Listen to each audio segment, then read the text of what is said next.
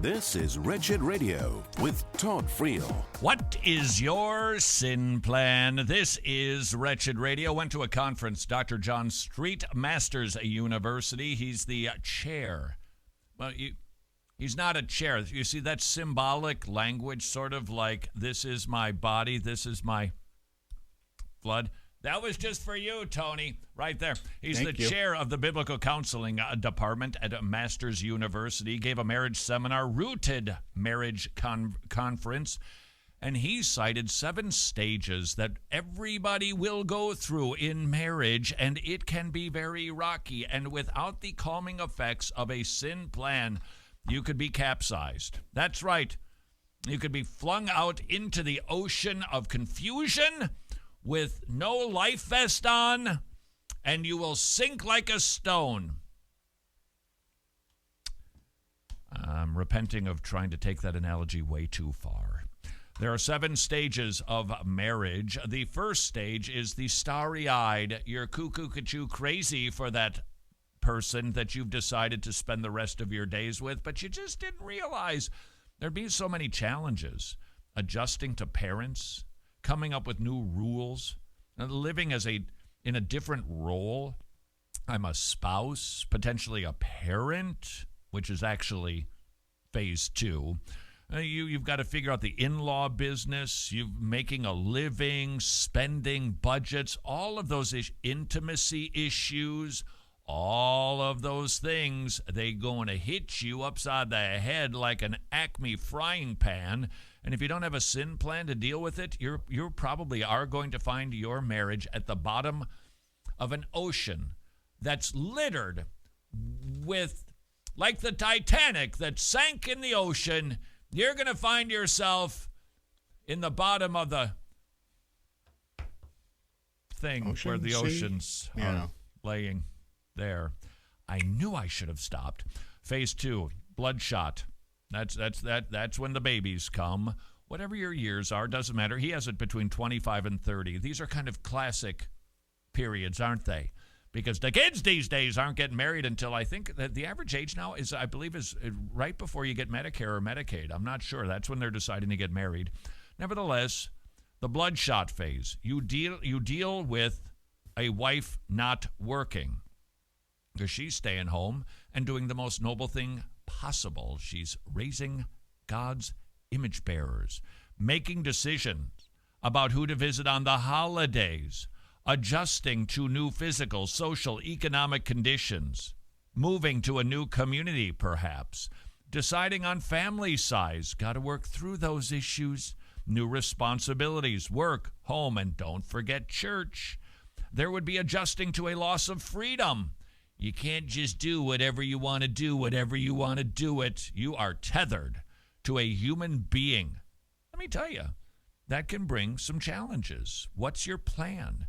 I would like to suggest to you that you have a higher goal in marriage than just personal satisfaction and fulfillment. That is a recipe for disaster because you are going to be cruising along and you are going to hit an iceberg. And it's going to be called Iceberg Baby. That's what it is. It's baby iceberg. And you're going to crash into it. And it's going to rip a hole open in the side of your boat. And down you go. Guys, are you not going to jump in and save me from myself on any of this? No, I'm enjoying. It's like a train wreck, but on water. I feel like I'm the Titanic, and I'm just glubbing right here. And I'm at the part where the boat is tipping up, and it's going down really fast. And then they're sliding off of the rail. And Kate Winslet gets to be on a floating door. And your marriage is going to be like Leonardo DiCaprio. You're just going to slip down into the icy waters of divorce or just a chilled out relationship. That's what's going to happen to you. And then James Cameron shows up and tries to put his spin on everything. Okay, I'm just thinking there is no stopping you.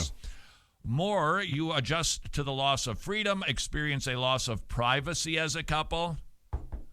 If you even get a courtesy knock from the kids, learning a new role as a mother or father, especially if you didn't have good role models. Dealing with parental criticism of your parenting. Might I suggest to you that is something that you don't do to your kids? I realize we seem to have a generation that's kind of hypersensitive about it. Whether or not they are is irrelevant in my estimation. Be careful how much advice you give to your kids about how they're raising their kids. Instead, might I encourage you to exert your energy in teaching your grandkids what wonderful parents they have?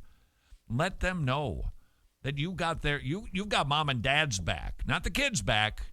They don't need to have their back. They're kids. Mom and dad need you to have their back. Encourage that. You'll be helping so much more than just criticizing. Don't think that I'm saying you can never share something. But more important, I think, letting the grandkids know they got a wonderful mom and dad, even if you're not nuts about every decision that they make. They're still mom and dad, and they're still in it. Phase 3 of marriage. Dazed. Children enter school. You've got to adjust to the first and last child entering school. That's one you better be prepared for, by the way. That one kind of hit us by surprise. I did not realize that becoming empty nesters would have the implications that it did. It just, wow. Somebody changed the thermostat in the house. It's like the light switches all got moved. It's like the lawnmower didn't get the blade sharpened and somebody put it into a different closet. It would be sort of like somebody rearranged the furniture on you. Somebody help me from rearranging my own analogies, rearranging please. the deck chairs on the Titanic? Is that where you're going? Oh, wow, Joey. I feel ashamed of myself. Exactly that, right there. It's just different. And suddenly, you're going to be with that man or woman that you really wanted to be with a lot 30 years ago. You got it. Be prepared for that adjustment, which is why you got to watch out for a kid-centered home. You better dig your spouse because you're going to get a lot of him or her when the kids finally go. Phase 3, dazed, balancing multiple roles. So you got work, you've got a spouse, you got church, you got family, you got community. Readjusting to a change of career goals, perhaps. You were going to run the planet. Well, now maybe that role is not available to you. You can't attain that. Relating to parents as fellow adults. Making goals and dreams match reality. Discovering the additional cost of education and taking children to lessons. You need something bigger than just a scheduler, a day timing system, whatever that thing you use on your schedule calendar app thingy-mabob. You need more than that. Why am I doing this? When you're running to the 7,000th ballet practice, oh yeah, I'm glorifying God in everything that I do. That will get you through. Anything less than that, and not having a sin plan for when the kids are sinning, when your spouse sins against you. If you do not have a well that you can go to find forgiveness and the ability to say, I forgive you, you're in trouble. No wonder why so many marriages, including self-professed Christian marriages, are struggling. Phase D, shocked. These would be the teenage years. Now you got to reevaluate career aspirations a lot. You got to handle menopause, reassessing the marriage progress, and sanctification. Where are we at with all of this? Stabilizing family resources because they're getting tapped, aren't they? Accepting individual differences with your mate and children. Handling independence of children. Accepting your new role in life with children. And they're getting big. And they smell sometimes, and they need big clothes, and you can't get the kids' meal anymore, and you got to pay for all of the stuff that they want. I want to date them. Okay, maybe that isn't how your teenager talks. It just sounds that way. What's your plan? Why are you doing this? Phase E, spent. Children are off to college. You got to refocus more on the time you spend with your mate. You've got to relate to your kids as fledgling adults. Adjusting to changing family dynamics, handling increased awareness of physical limitations. The kids are moving away. They got married. Now we got to deal with the spouses and the in-laws. Learning to cope with a new family entering the family, a new person, accepting new traditions and schedules. Yikes. Our next phase, lonely. The kids are gone. Everything is different. You're a grandparent. You're preparing for retirement. Your kids, they really are adults. You've got to deal with your aging parents. You've got to prepare to be alone. Physical deterioration, learning to communicate differently. I can't wait for that phase. You know what I want to do? First thing I want to do when I'm an old curmudgeon, when I'm in the public bathroom. Hey, get back in here and wash your hands, young man. You trying to get everybody sick? That's what I want to be at that phase soon. And finally, the most difficult phase, the sideline, unable to work, the sale of the home, you can't drive, the death of a spouse, maybe kids, or you're losing your kids. You've got illness. You got to accept your subculture status.